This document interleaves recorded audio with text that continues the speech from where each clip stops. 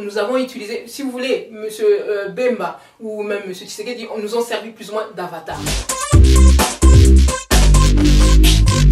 Après quasiment 10 ans d'existence, vous nous dites que vos succès, c'est deux slogans, Zongisa na Rwanda pas du et tout. Moi C'est la pas ça. Aujourd'hui, si vous regardez la RDC, vous pouvez trouver par exemple, voilà, il y a des personnes que moi je considère comme les 5 doigts d'une même main. Vous prenez Lesquels, par exemple? Vous prenez M. Keng, vous prenez M. Kamere, vous prenez M. Rouberoy, vous prenez Kunda, vous prenez celui qui se fait appeler Joseph Kabila. Ce sont les 5 doigts d'une même main, la main de Kagame. Nous sommes un mouvement de résistance. Alors, en tant que mouvement de résistance, on ne traite pas avec les collabos, on ne traite pas avec les occupants, on n'ira pas aller s'asseoir pour discuter avec Kagame. Voilà, ne nous proposez pas ce genre de choses. D'où mes questions. Mes questions collent à l'actualité et vous permettent de redéfinir votre action et votre mouvement.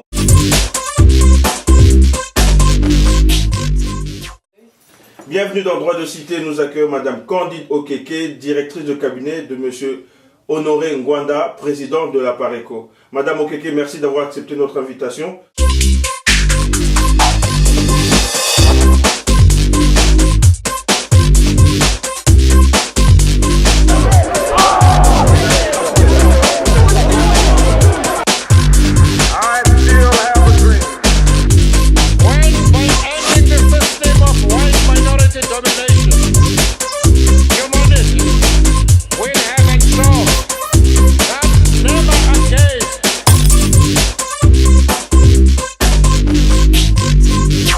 Madame Okeke, merci d'avoir accepté notre invitation.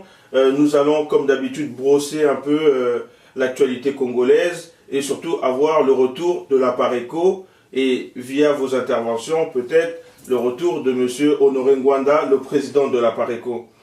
Nous sommes déjà 3 jours après la victoire de l'armée congolaise face aux rebelles du M23.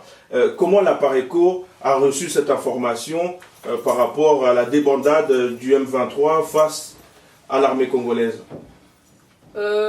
Écoutez, nous, on ne peut que se réjouir du fait que les populations de l'Est vont peut-être connaître une accalmie pendant quelques temps. Mais malheureusement, nous sommes obligés comme d'autres d'ailleurs ont commencé aussi à tirer la sonnette d'alarme, nous sommes obligés de dire aux Congolais que cette victoire, elle est en partie factice.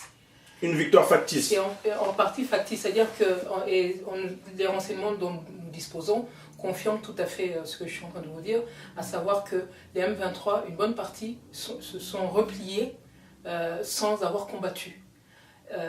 Donc ce qui s'est passé réellement, c'est que les gouvernements britanniques et américains ont fait pression sur Kagame, qui a fait pression sur ses hommes de main, à savoir le M23, mais y compris Joseph Kabila, pour que ceux-ci... Alors Joseph Kabila, lui, qui avait l'habitude de saboter le travail des FARDC, les M23, qui faisaient ce que nous savons tous aujourd'hui, toutes ces marionnettes de Kagame ont dû se tenir tranquilles parce que la communauté internationale a fait pression sur Paul Kagame pour que Paul Kagame ne soutienne plus le M23 et que le M23 se retire. Mais ce n'est que partie remise. La situation n'est pas réglée. La Pareco est d'accord finalement avec le discours de Roger Lumbala qui aujourd'hui est aux côtés du M23 lorsqu'il dit que le M23 n'a pas combattu, a plutôt quitté le champ de bataille pour revenir en négociation à Kampala. Les négociations à Kampala, oui, c'est vrai qu'ils vont continuer à faire semblant de négocier, mais le fond du problème, c'est que le projet de balkanisation et d'occupation de la RDC n'est pas fini. Il est toujours d'actualité. C'est ça qu'il faut que les Congolais comprennent et qu'ils n'oublient pas. Le réveil du peuple congolais a fait que tous ceux qui nous combattent aujourd'hui se sont retrouvés dans une situation beaucoup plus délicate.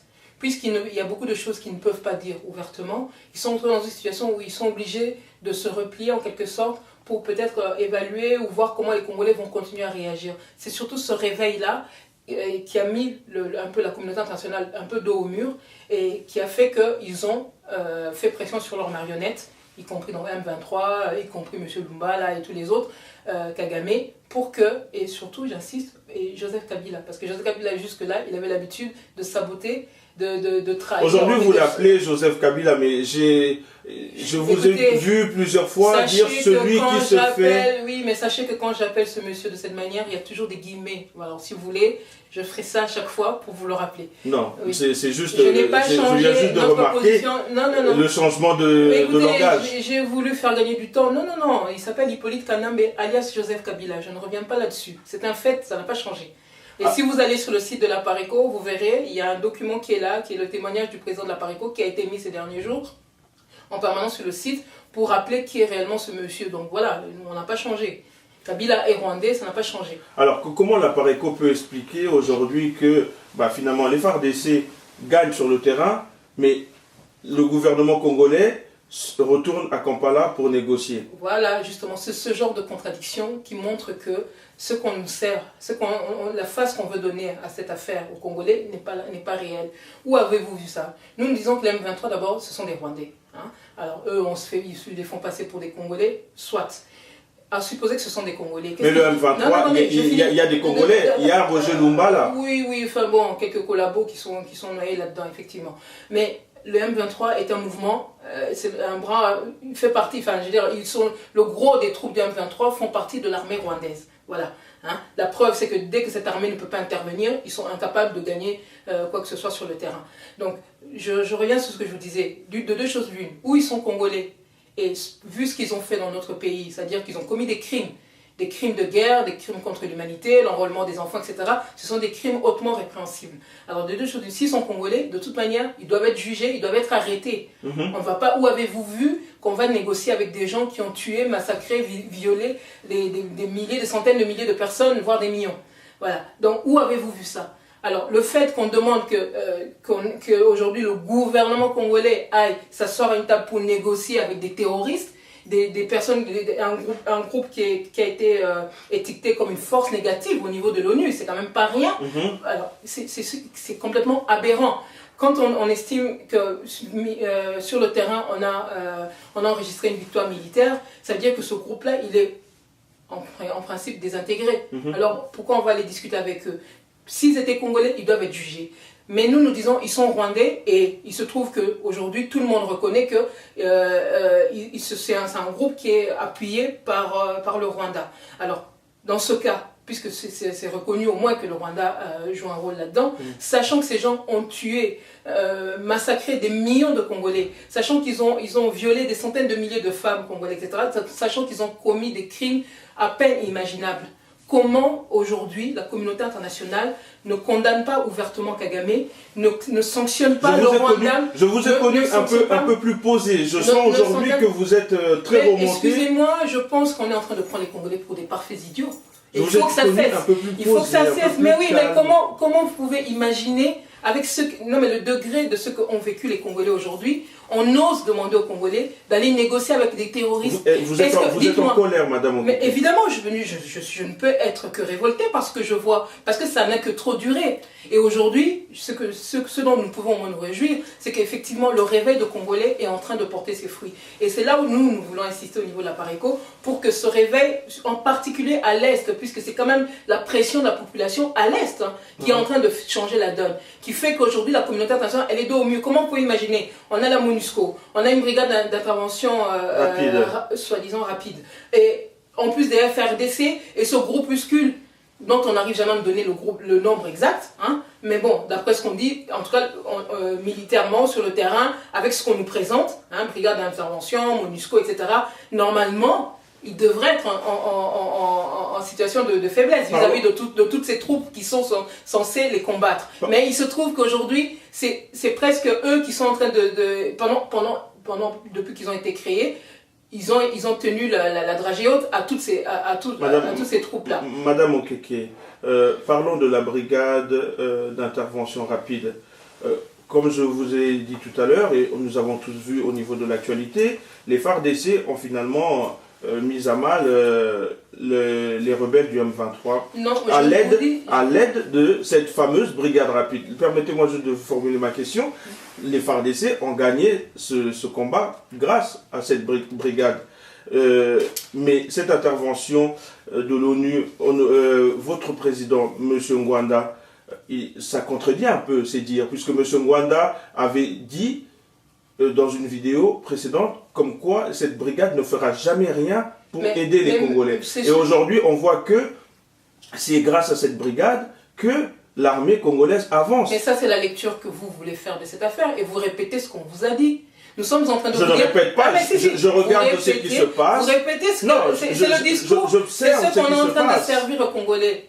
C'est le discours qu'on est en train de servir aux Congolais. On est en train de faire croire aux Congolais que les FRDC ont gagné la guerre, etc. Ce n'est pas vrai. C'est une victoire factice. Nous sommes en train de vous dire. Et si vous lisez le Télégraphe, les FARDC ne sont pas accompagnés par la force rapide. Si vous lisez le Télégraphe de cette semaine, il y a eu un article il y a quelques jours où ils disent clairement les gouvernements britanniques et américains sont intervenus et ont fait pression sur Paul Kagame.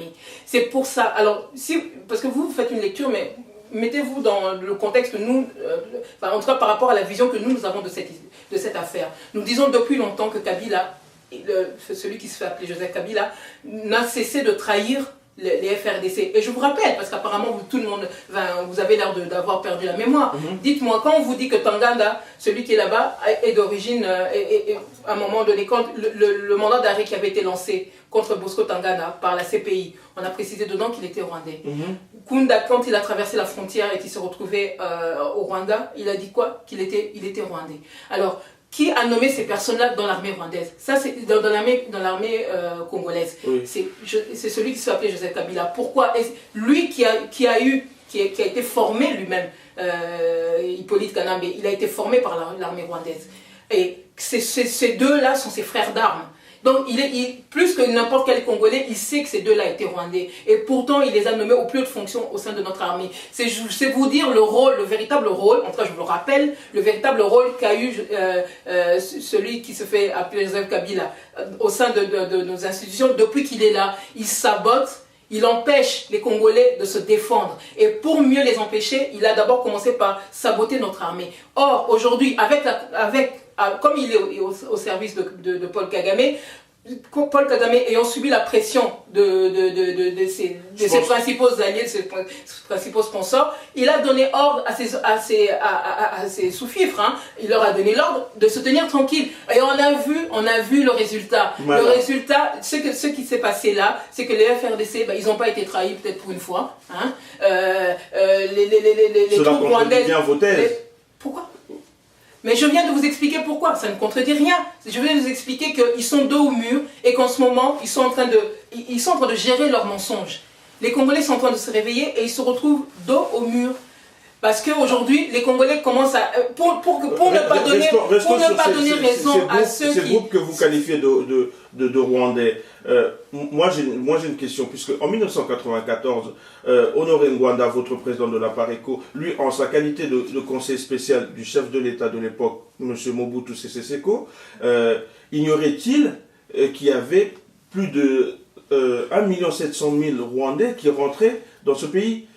Et est-ce qu'aujourd'hui, M. Ngwanda, il se sent concerné parce qu'il est arrivé en laissant rentrer plus d'1 million de personnes dans ce pays? Pour une fois, je vais vous renvoyer à la dernière déclaration de M. Lambert Mende, son point de presse dernièrement. Si vous le prenez, je peux même vous l'envoyer. Vous verrez dedans ce qu'il dit. Il confirme ce qui a été écrit d'ailleurs par le président de la PARECO, à savoir que Mobutu à l'époque, il a laissé rentrer tous ceux qui sont rentrés là à ce moment-là, tous les Rwandais, parce qu'il était sous pression de la communauté internationale. Donc M. Ngwanda aussi, oui. Il ne se sent pas vraiment responsable.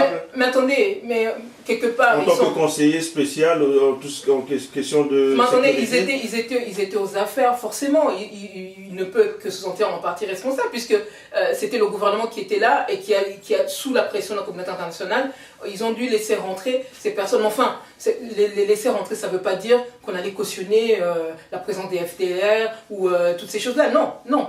Mais quand il fait par la suite, en les ayant accueillis, quand il fait pour les désarmer, quand il fait aujourd'hui pour éviter ce que nous vivons aujourd'hui? Quand il fait, mais écoutez, d'abord il n'était pas seul à pouvoir, je vous dis, ils étaient dans une situation où la communauté Il internationale... était aux affaires, il était très bien placé. Oui, mais enfin, ils étaient dans une situation où la communauté internationale pesait quand même de plus en plus sur tout ce qu'ils pouvaient faire. Et il se trouve qu'à un moment donné, ils sont dans une situation où ils ne pouvaient pas faire autrement. Voilà. Mais ça ne veut pas dire que sciemment, ils ont voulu que ces gens-là viennent faire n'importe quoi chez nous. Voilà. Alors, nous allons parler un peu plus de ce qui s'est passé dernièrement avec, disons, la Pareco via toujours M. Ngwanda avait eu plusieurs sorties médiatiques pour rassurer les Congolais. On compte bon nombre de vidéos sur Internet où M. Ngwanda, ou vous, ou vos autres collègues rassuraient les Congolais en leur disant qu'il y avait une force militaire mise en place qui descendra à Kinshasa et qui permettra la libération du Congo, tel que vous le dites. Où en est cette force militaire depuis, ça fait comme un bon bout de temps. Est-ce que les Congolais doivent toujours compter sur cette force militaire, oui ou non? Mais cette force militaire, les personnes, les résistants qui doivent libérer la RDC sont avant tout congolais. Donc des Congolais qui regardent vers... Mais avez-vous, oui ou non, constitué une force militaire qui va agir? Nous nous sommes organisés, hein, et dans la lignée de ce que nous avons dit, à savoir que en sachant que quelqu'un comme le système qu'on a mis en place chez nous, pour y mettre un terme, ça ne se fera pas ni par les élections, ni par des discours, ni par... Voilà, il y aura forcément un affrontement. Un affrontement peut-être entre la population, si elle se lève, mais effectivement, nous avons appelé toutes les personnes. Le fameux soulèvement populaire. Voilà, ça peut être une voie, mais effectivement, on ne doit, nous, au sein de la Pareco, nous n'avons écarté aucune option. Ce dont vous parlez là, ça fait partie des options. Aujourd'hui, nous essayons d'organiser les Congolais à tous les niveaux. Aussi bien dans ce domaine-là, dont vous aviez parlé, et aussi bien dans le domaine des civils. Vous ne voulez pas citer nous ne voulez pas que ça sorte de bien sûr, écoutez... Vous l'avez déjà dit dans des vidéos. Mais bien sûr, la force militaire... Non mais je vous ai dit, nous n'écartons aucune option, y compris l'option militaire, évidemment. Il s'agit... Parce que vous parlez d'opposition, nous sommes des résistants. Hein, je pense que si vous vous référez au pays où nous sommes, vous savez ce que c'est que la résistance. Les gens qui sont là ne sont pas des enfants de cœur, ils ne sont pas venus par des élections ou je ne sais pas quoi. Nous avons un imposteur à la tête du pays, il ne partira probablement que par la force. Alors, et nous n'écartons pas. Alors pourquoi faire appel aux hommes politiques qui sont en place à Kinshasa? Mais je viens de nous dire, nous faisons de la mobilisation à tous les niveaux. Ce qui se passe en RDC, ça concerne tous les Congolais, que ce soit la maman qui travaille au marché, que ce soit les étudiants, que ce soit... Voilà, ça concerne tout le monde, ce sont les militaires. Effectivement, les militaires peut-être encore plus en premier, puisque ce qui se passe aujourd'hui, on est en train de nous imposer quelqu'un par la force. Voilà, donc aujourd'hui, ceux qui ont essayé de se lever contre Kabila se sont retrouvés en face d'une répression qui était en général une répression armée. Les gens qu'on a mis en face des Congolais qui voulaient se soulever, etc., ils étaient armés. Alors on ne peut pas continuer à demander forcément aux gens d'aller en face de ces gens-là les mains vides. À un moment donné, ce qui se passe en RDC, chacun de nous doit faire ce qu'il peut. Ceux qui savent écrire n'ont qu'à écrire, ceux qui savent parler n'ont qu'à parler, et ceux qui savent prendre les armes peuvent les prendre aussi. Et d'ailleurs, c'est peut-être la meilleure solution, puisque de toute manière, ceux qui sont en face de nous, ils utilisent les armes pour nous empêcher de libérer le pays. En tant que grand homme de la sécurité nationale, des services secrets, comment expliquez-vous aujourd'hui qu'on puisse voir M. Ngwanda faire des vidéos et s'adresser directement à M. Tshisekedi, alors qu'il dit bien avoir son numéro de téléphone ou d'autres moyens pour lui faire passer des messages? Pourquoi faire une vidéo et mettre ça sur Internet? Et nous prenons les Congolais à témoin. Pourquoi pas? Un Congolais qui parle à un autre Congolais de la situation du pays et qui prend les Congolais, parce qu'il y a beaucoup de Congolais qui demandaient qu'il y ait ce rapprochement, qui ait souvent ce contact avec M. Tshisekedi. D'un côté, on peut le faire... Prendre les Congolais à témoin, oui, mais est-ce que c'est pas un combat? Vous ne me laissez pas terminer. Vous me laissez pas terminer. Est-ce que c'est pas trop de faire le spectacle? Qu'il le contacte en privé. Il y en a peut-être qui vont dire que c'est pas vrai, ça n'a pas été fait. Là, nous le faisons publiquement puisque nous l'assumons. Voilà, nous l'assumons. Il n'y a rien de spectaculaire. Mais pourquoi? Pas du tout. Puisque quand nous adressons aux autres Congolais à travers des vidéos, etc. Mais pourquoi pas M. Tshisekedi? De toute manière, reconnaissez que c'est une mise en scène quand même de l'action politique et de l'action de la résistance. C'est une mise en scène. Pas du tout, ça c'est votre lecture. Moi je vous dis que c'est pas le cas. Le fait est qu'il avait à s'adresser à un Congolais, il s'adresse à plusieurs Congolais, à tous les niveaux, les Congolais, que ce soit les Congolais de la diaspora, les Congolais à l'intérieur du pays, et par rapport, de toute manière, le message qu'il a délivré là n'avait rien de secret. Il pouvait très bien le faire publiquement, où est le problème? Ma question est de savoir quel est l'intérêt alors de publier le 21 octobre 2013 via votre compte Apareco TV un message de votre président qui, en un premier temps, félicite M. Tshisekedi d'une fameuse réponse qu'il aurait donnée à M. Mugalu. Votre président, M. Ngwanda, n'y était pas. Il se vante d'être dans les murs sans y être. Excusez-moi, est-ce que vous avez entendu des gens de l'UDPS le contredire?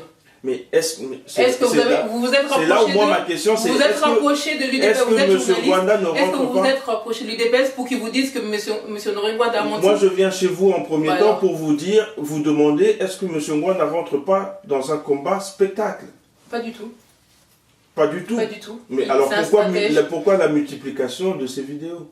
Mais parce que pour faire de la mobilisation au niveau des Congolais, en plus, souvent ce qui se passe, quand le président de la Pareco intervient, c'est souvent sur demande de nombreux Congolais. On le demande, on aimerait bien avoir, mais pour toucher un maximum de personnes, en sachant que ça ne passera pas, il ne peut pas aller à la RTNC ou je ne sais où en RDC, non, on utilise les moyens dont nous disposons. Mais lui, l'homme des dossiers secrets, oui. Comment expliquez-vous un homme aussi secret, mystérieux comme lui puisse aujourd'hui venir dire oui, je sais, j'ai entendu dans les murs là-bas, il s'est dit ceci, cela, et je te félicite. Nous sommes, mais bien sûr, et pourquoi pas, nous avons le travail que nous menons aujourd'hui, nous sommes des résistants. Pour que nous soyons efficaces, nous avons besoin d'être au courant de tout ce qui se passe un petit peu par rapport à notre pays.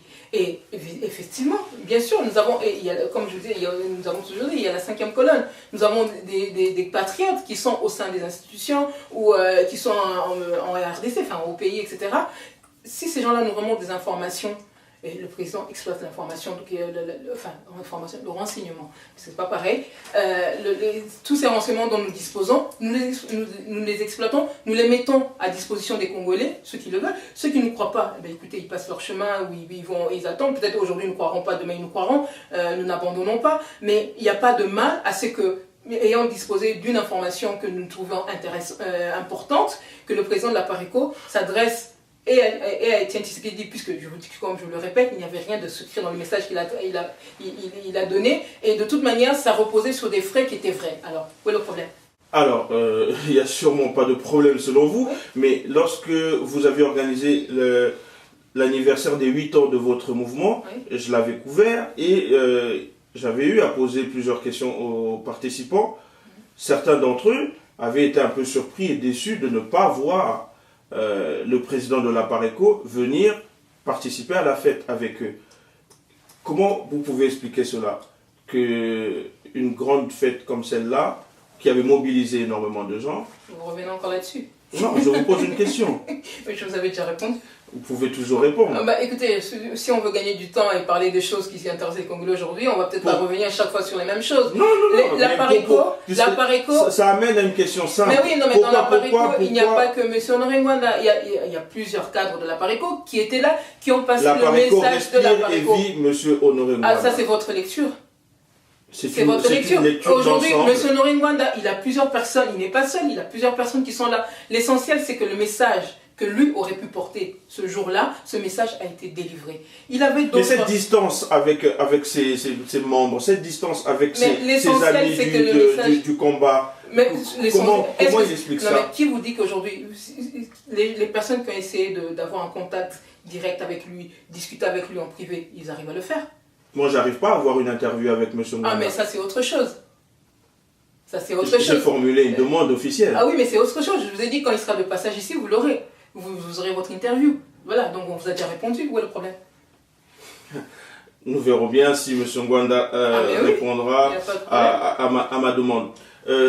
Nous avons essayé de regarder, puisque vous publiez plusieurs analyses et réactions par rapport à l'actualité politique congolaise, on a regardé un peu de plus près votre réaction par rapport au discours de M. Kabila devant le Parlement suite aux concertations nationales.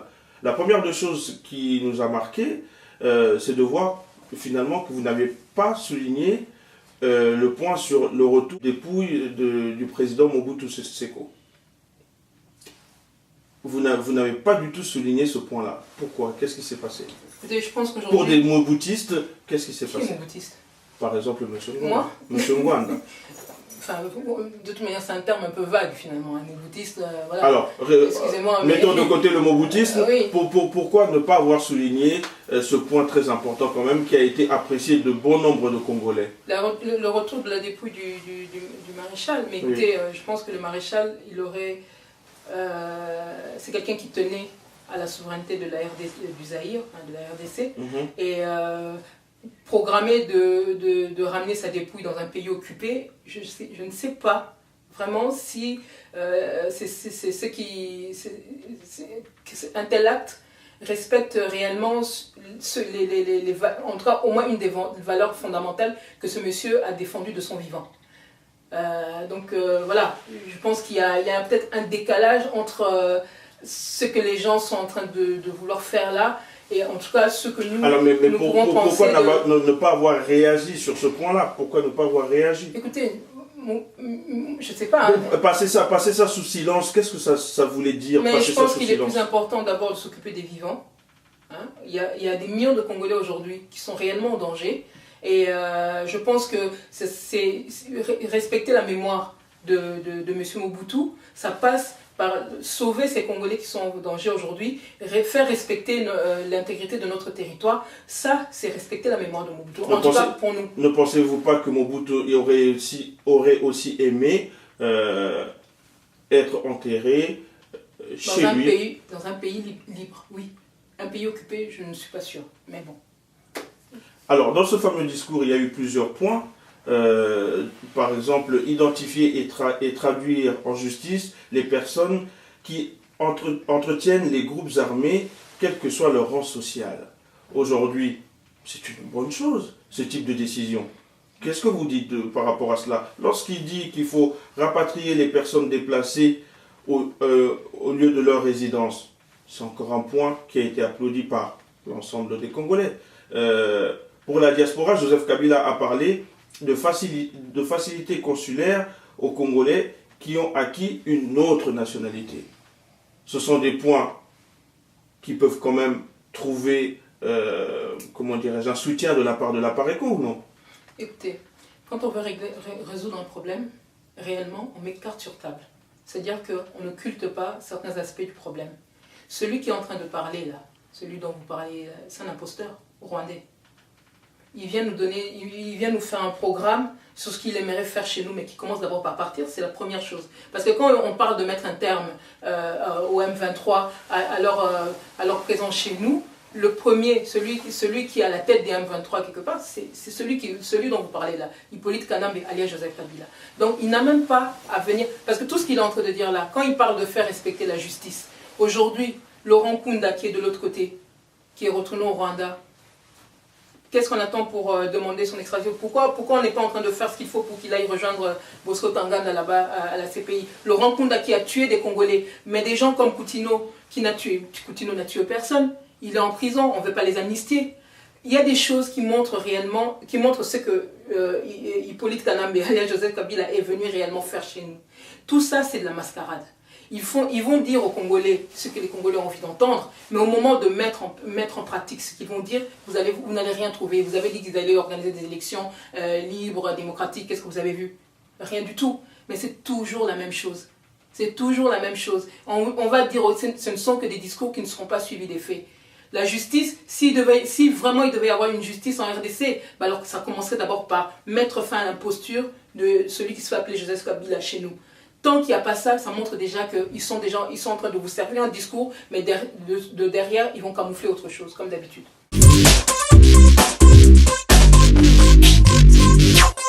Pour retourner à Kinshasa, il y a eu une vidéo qui était encore dernièrement sur Internet, où on pouvait voir le président de l'Assemblée nationale rwandaise être en visite de travail auprès de M. Kengo Adondo, le président du Sénat, et M. Aubin Minakou, le président de l'Assemblée nationale congolaise.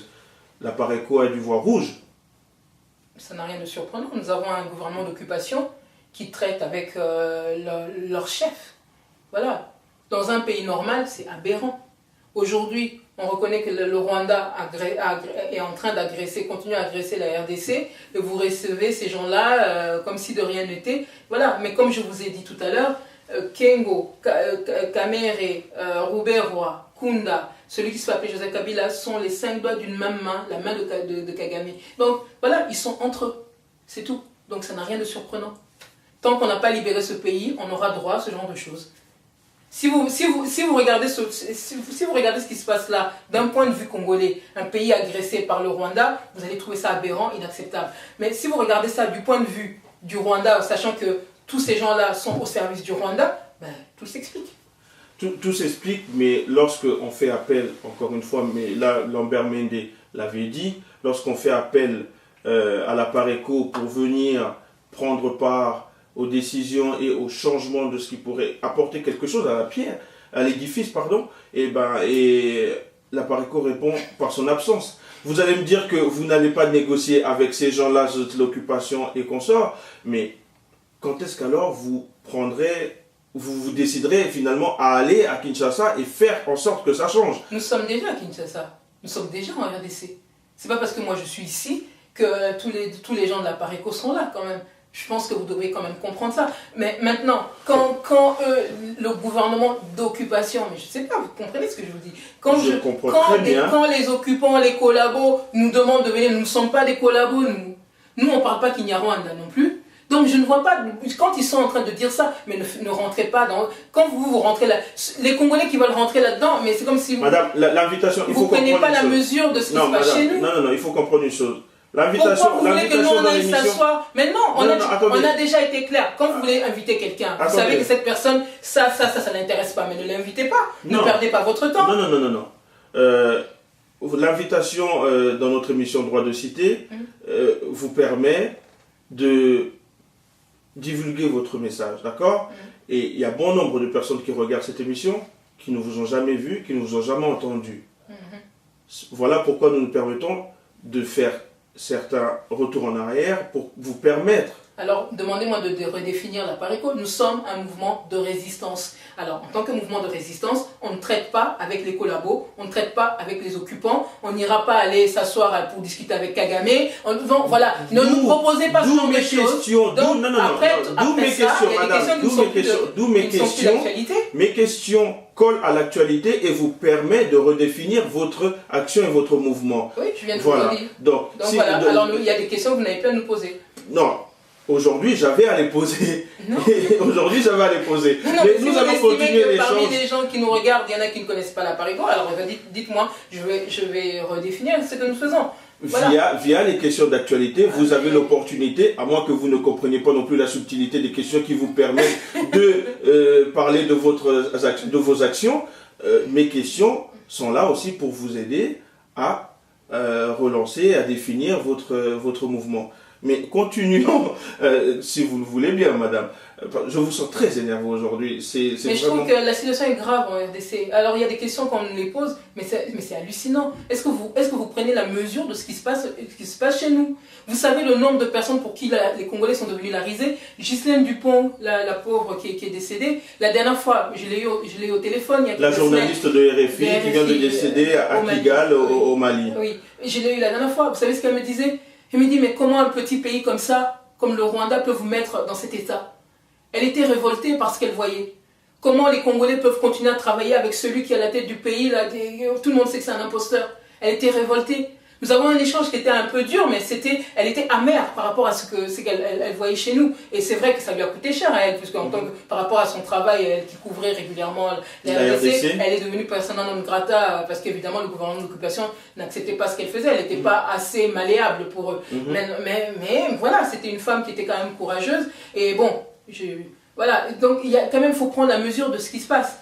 chez nous. Alors après, à un moment donné, nous communiquons énormément, nous écrivons beaucoup, il y en a qui trouvent même qu'on écrit trop, il y en a qui trouvent qu'on fait trop de vidéos, mais voilà, on essaie quand même de faire pas mal de choses pour informer les Congolais, mais à un moment donné, vous savez, nous avons un pays qui est occupé. Alors, il y a des choses, faut même pas, nous sommes des résistants, nous avons dit, ne nous mettez pas, nous ne sommes pas des opposants. Les opposants, ils sont là, la plupart, ils sont en train de gérer de co-gérer l'occupation du pays. Permettez-moi faut pas nous confondre. Permettez-moi de chercher à en savoir plus sur la Pareco alors. Allons-y. Qu'est-ce que la Pareco propose aux Congolais pour l'après-occupation? Qu'est-ce que la Pareco propose pour la préoccupation? Écoutez, là, en 2-3 minutes qui nous restent, ça va être difficile. Je vous invite à aller consulter notre site. Non, les grandes lignes. Les grandes lignes. Attendez, vous laissez répondre. Je dis que d'une manière générale, j'invite les gens à aller consulter notre site. Il y a notre projet de société qui se trouve sur le site. D'une manière générale, écoutez, la première chose qu'il faut pour notre pays, c'est de faire respecter nos frontières. Voilà, on peut faire n'importe quelle projection pour la RDC, mais tant qu'on n'a pas la paix, qu'est-ce qu'on va faire? Donc c'est le premier. Mais après la paix, il faut développer le pays. Il faut développer le pays, faire en sorte que les Congolais soient les véritables acteurs de ce qui se passe, de l'émergence, de notre économie, etc. Par exemple, soyons précis, par exemple, économiquement parlant, qu'est-ce que la Pareco propose pour l'amélioration de la vie du quotidien du Congolais moyen? Qu'est-ce que la Pareco propose économiquement parlant? Économiquement parlant, déjà on va éviter les contrats léonins. Voilà.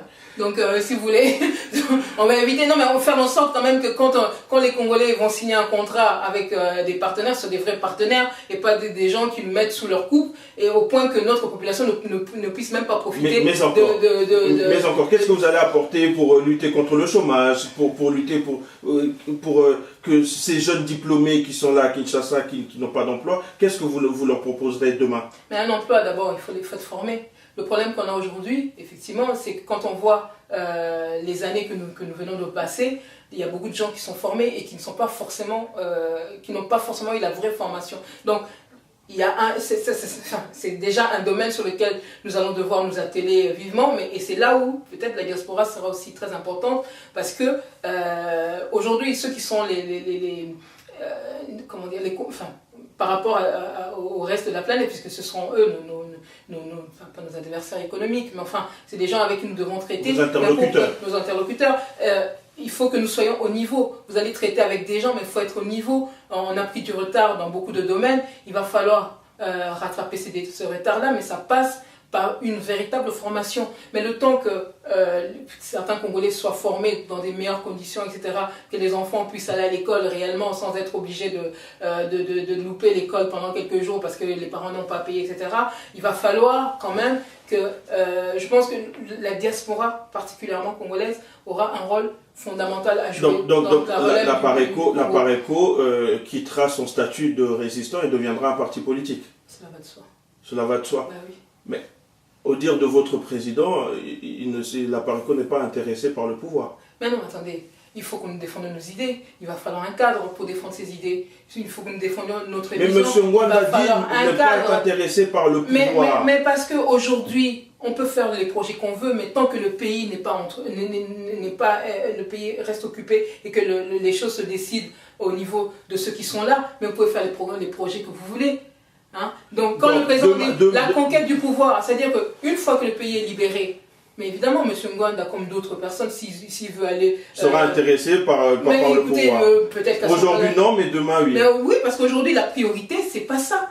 C'est pas de viser simplement la conquête du pouvoir. Il faut libérer d'abord le pays. Il ne faut pas mettre la charrue avant les bœufs. Cela va de soi. Mais encore... Mais non, mais vous me demandez... Mais parce que, en fait, la contradiction, c'est de voir en fait un mouvement qui a un projet de société pour un pays, pour une population, et venir dire finalement par la voix de son président que pour appliquer votre programme, il faut être au pouvoir, il faut avoir les manettes. Mais votre président dit cela ne m'intéresse pas. Mais il n'a pas dit. Non, attendez. Qu'ils disent que ça ne l'intéresse pas aujourd'hui, ça ne veut pas dire que. Il n'a pas dit aujourd'hui. Sa phrase, elle est claire et nette. C'est pas une priorité. Mais oui, il n'en fait pas. Je ne suis pas intéressé par le pouvoir. Oui, mais il n'en fait pas une priorité. La priorité, il y a peut-être d'autres gens qui pourront. Non, il n'a pas dit je ne fais pas une priorité. Il a dit je ne suis pas intéressé. Alors comment allez-vous appliquer votre programme avec un leader qui n'est pas intéressé par le pouvoir? Mais attendez, dans la Pareco, il n'y a pas que M. Nganda. Et puis il n'y a pas que la Pareco, il y a peut-être d'autres mouvements. C'est le moment venu. Peut-être que ce sera la Pareco qui portera ce projet, peut-être que ce sera un autre mouvement avec qui on se mettra. Voilà. Mais aujourd'hui, ce n'est pas la priorité. Oui, nous avons une vision de ce que nous pourrions. Nous avons une vision de ce que nous voudrions pour ce pays-là. Mais aujourd'hui, il faut d'abord libérer le pays. Et le reste, voilà, il y a des débats aujourd'hui. Écoutez, nous avons une vision, mais la priorité aujourd'hui, c'est la libération.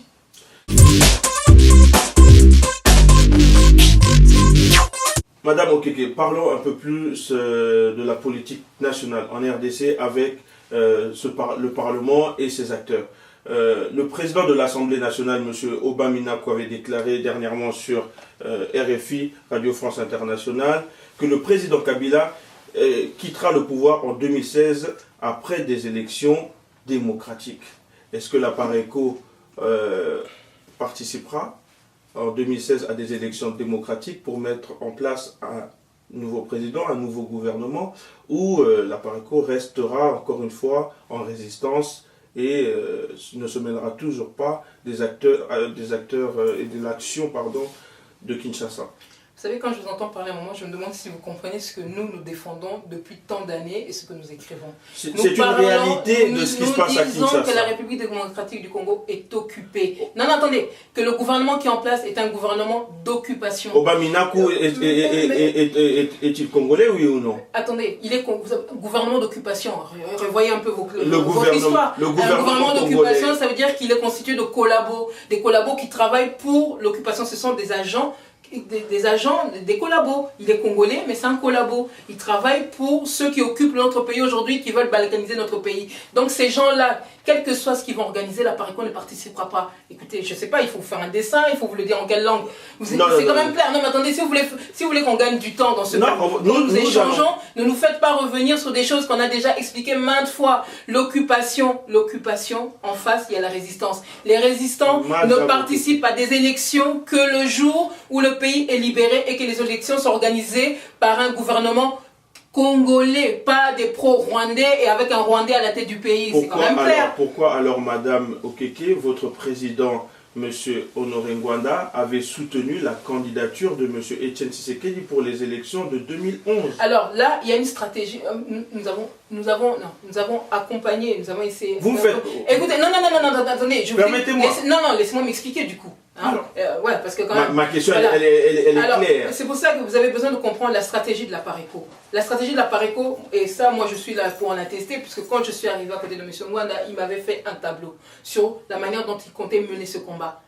Les Congolais n'ayant pas encore compris que nous avions un imposteur à la tête du pays, en tout cas pas tous à l'époque, qu'ils n'avaient pas encore compris, en tout cas suffisamment intégré le fait que le pays était réellement occupé, etc. Il y avait au moins ces deux étapes-là qui étaient primordiales. En 2006, nous avons utilisé, si vous voulez, M. Bemba ou même M. Tshisekedi nous ont servi plus ou moins d'avatar. C'est-à-dire que nous avons d'abord commencé par essayer de faire comprendre aux Congolais qu'il ne fallait pas participer à ces scrutins parce que le pays est occupé, que le système était vicié, qu'ils n'auront jamais ce qu'ils attendent à la fin.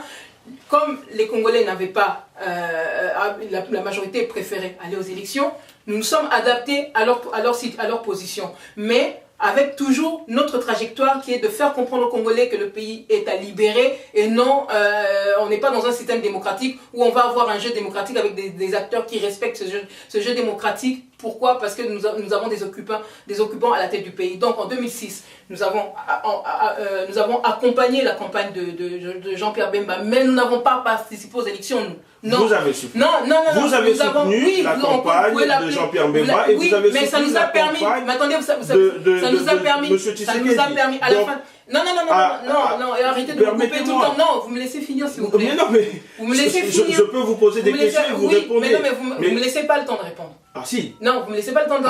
J'étais en train de vous expliquer. Vous allez regarder à nouveau la vidéo et vous verrez le temps que vous avez eu pour démontrer et faire passer votre message. Donnez-moi 2 minutes que je finisse ce que je suis en train de dire là. Je vous dis que nous avions 2 objectifs. Faire comprendre aux Congolais que celui qui se fait appeler Kabila est un Rwandais. À la fin des élections 2006, c'était un doute pour les Congolais, la majorité n'avait plus ce doute là-dessus. Ils avaient compris que le rôle véritable de celui qui se fait appeler Joseph Kabila. En 2011, nous leur avons fait comprendre que ce n'est pas par les élections qu'on peut libérer un pays. À la fin du scrutin électoral, nous avons encore eu des gens qui ont rejoint notre camp pour dire qu'effectivement, tant que ces gens-là seront à la tête du pays, les élections ne nous apporteront pas ce que nous attendons, c'est-à-dire la libération totale de notre pays. Donc nous avions des objectifs à atteindre.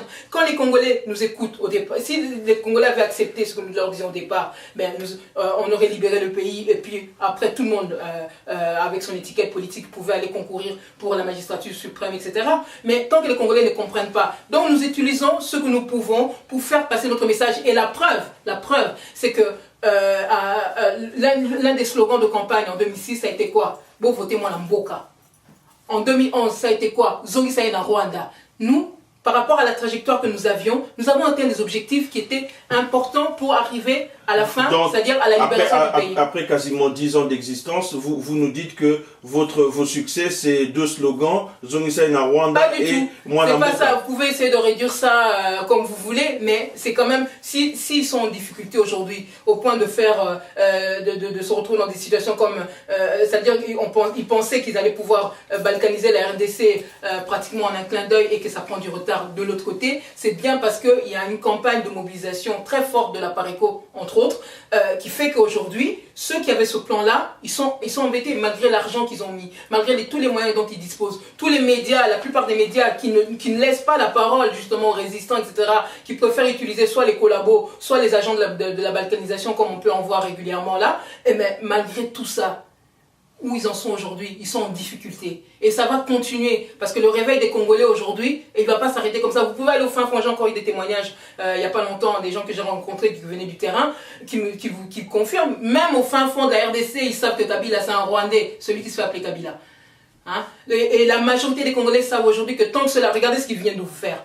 Ils vous disent, nous allons organiser les élections en 2016, mais c'est pas celui qui se fait appeler Kabila qui décide, c'est la CNI qui va s'en occuper. Et ils vous ont mis qui à la CNI? Malou Malou. Vous voyez bien que les dés sont déjà pipés.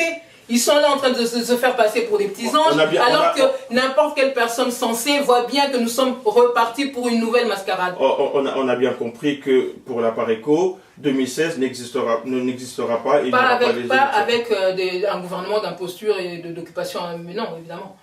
Et si en 2016, Joseph Kabila venait à ne pas se présenter, quelle sera la réaction de la PARECO? Un gouvernement d'occupation, ça veut dire qu'il y a des pions.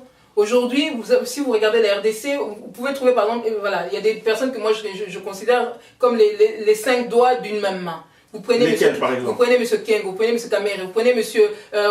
Rouberois, vous prenez Kunda, vous prenez celui qui se fait appeler Joseph Kabila. Ce sont les 5 doigts d'une même main, la main de Kagame. Donc tant que ces gens-là, c'est tout un système. Ils peuvent aujourd'hui enlever celui qui se fait appeler Kabila parce que il est démasqué, que ça devient plus difficile de l'utiliser comme il voudrait. Ils vont vous mettre quelqu'un d'autre, mais ce sera toujours pour arriver au même objectif. Vous voyez, ça veut dire ce que je vous disais tout à l'heure, si on veut régler un problème, on met carte sur table. On ne fait pas, hein, on camoufle. Regardez ce qu'ils vous ont dit. Regardez déjà le mensonge. Vous allez à la RTNC, vous suivez la RTNC, vous allez voir le décompte qu'ils sont en train de faire par rapport à l'occupation de la RDC. Ils le situent à la création du M23. Mais le pays est occupé depuis longtemps, mais depuis au moins 96. Mais en même temps, quand vous avez un porte-parole comme Mende qui a fait partie du RCD, aujourd'hui il va se camoufler. Ils veulent faire croire que les millions de morts qu'il y a eu au RDC, c'était à partir du M23. Mais non, c'est depuis 96. Donc, alors, madame, tant qu'ils sont en train de gérer leurs mensonges, et tant qu'ils sont dans cet état d'esprit-là, vous voyez bien qu'ils ne sont pas là pour libérer la RDC. Permettez-moi de vous poser des questions, madame. Lorsque M. Ngwanda lance un appel à M. Tshisekedi pour l'union sacrée des Congolais, oui, pour combattre l'occupation, M. Tshisekedi répond une semaine après. Ah, c'est vous qui avez vu une réponse? Alors, pouvez-vous nous aider à comprendre le message puisque votre président lance un appel. Monsieur Tshisekedi, on entend bien lors du discours de Monsieur Tshisekedi parler... Est-ce qu'il a cité Monsieur Noringwa? Madame, je pense que vous êtes une femme très intelligente et que c'est pas votre première fois en politique et vous comprenez exactement le message. Et vous comprenez exactement le message. Et la réponse de M. Tshisekedi a été claire. Mais non, attendez, moi j'ai vu quelqu'un qui est venu pour il y avait une histoire de formation des cadres de l'UDPS et j'ai vu quelqu'un qui était là, voilà, dans un contexte assez particulier, qui a donné le message qui lui tenait à cœur par rapport à ce contexte-là. Mais c'est pas à moi d'interpréter. Vous êtes journaliste, allez poser la question.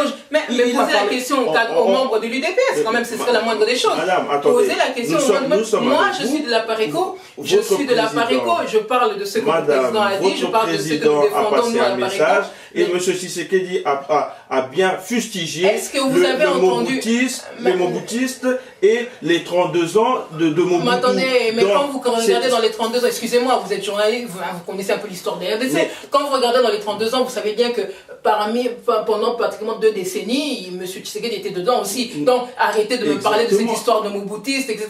Je vous ai dit, ce terme-là, il est flou, il englobe beaucoup de choses. C'est bien une manière de vous répondre. Ah non, ça c'est votre lecture à vous. Non, et je vous conseille, justement, pour qu'on ne perde pas trop de temps, je vous recommande de faire votre travail de journaliste, aller interroger les membres de l'UDPS.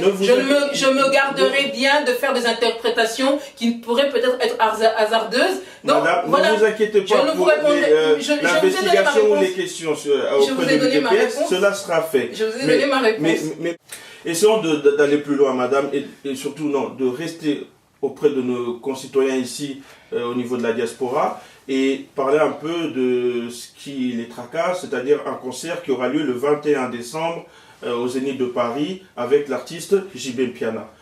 Je pense que la Pareco a toujours soutenu le mouvement des combattants et leurs actions. Est-ce que la Pareco viendra encore une fois aider les combattants pour faire blocus face à JB Mpiana et son organisation de concert? Bah écoutez, nous, comme vous le rappelez là, nous avons toujours été plutôt d'accord avec les combattants qui ne voulaient pas des concerts, ce sont des concerts distraction, vu la gravité de la situation au pays, sachant en plus que quelqu'un comme JB, j'ai vu le clip, il était en train de chanter, il a fait campagne pour celui qui se fait appeler Kabila, donc c'est un vrai un collabo actif, et qui vient nous narguer en Europe avec un prétendu concert humanitaire. Mais attendez, depuis le temps que la RDC est occupée, pourquoi il n'avait pas fait ce concert humanitaire, ne fût-ce que là à l'Est, en allant à l'Est, non. Il n'a pas pensé, il faut qu'il vienne absolument ici. On sait très bien qu'est-ce qu'il y a derrière. Ils essayent, aujourd'hui, ceux qui combattent la RDC ont besoin que les Congolais soient distraits. Mais le réveil des Congolais, la détermination dont ils font preuve, en disant qu'ils ne veulent pas se laisser distraire, ils veulent la libération du pays, fait qu'aujourd'hui, ils essayent par tous les stratagèmes de nous faire revenir à l'époque où nous dormions, où nous nous occupions pas de... Seriez-vous En tout cas, il y a des membres de la Pareco qui seront là. Et vous serez présente pour... Pourquoi pas? Pourquoi pas, on pourra peut-être... Pour faire le blocus, oui. Pour faire le blocus, certainement pas pour participer à une bêtise pareille, non.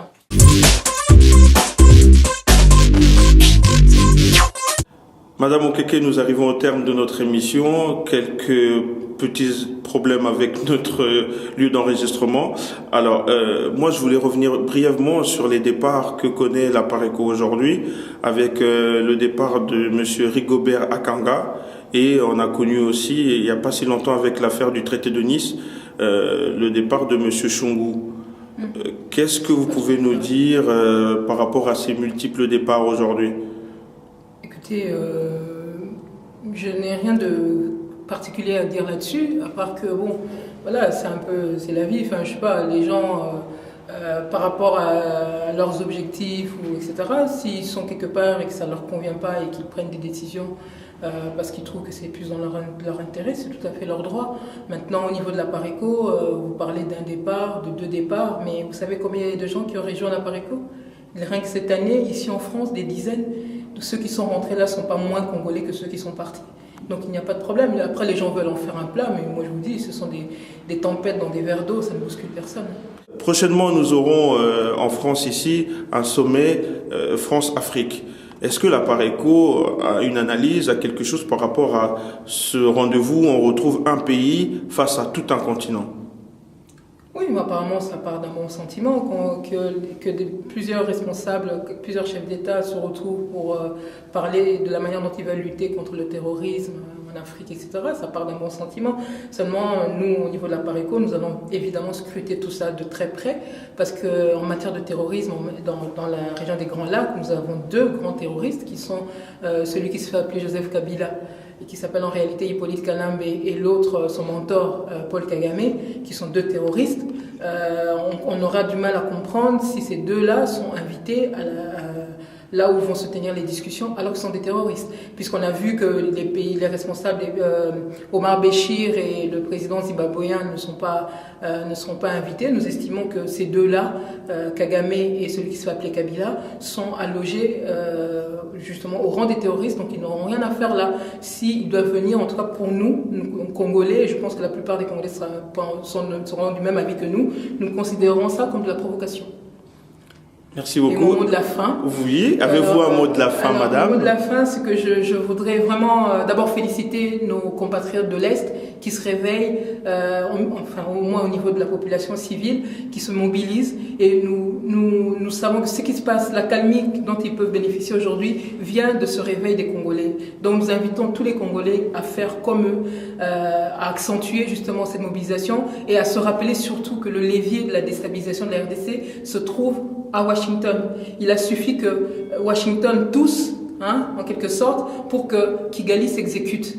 Alors, c'est quelque chose que les Congolais doivent absolument garder en tête. Qu'on nous dise aujourd'hui que c'est Kabila, celui qui se fait appeler Kabila, qui est pour quelque chose par rapport à la victoire des FRDC, c'est un mensonge.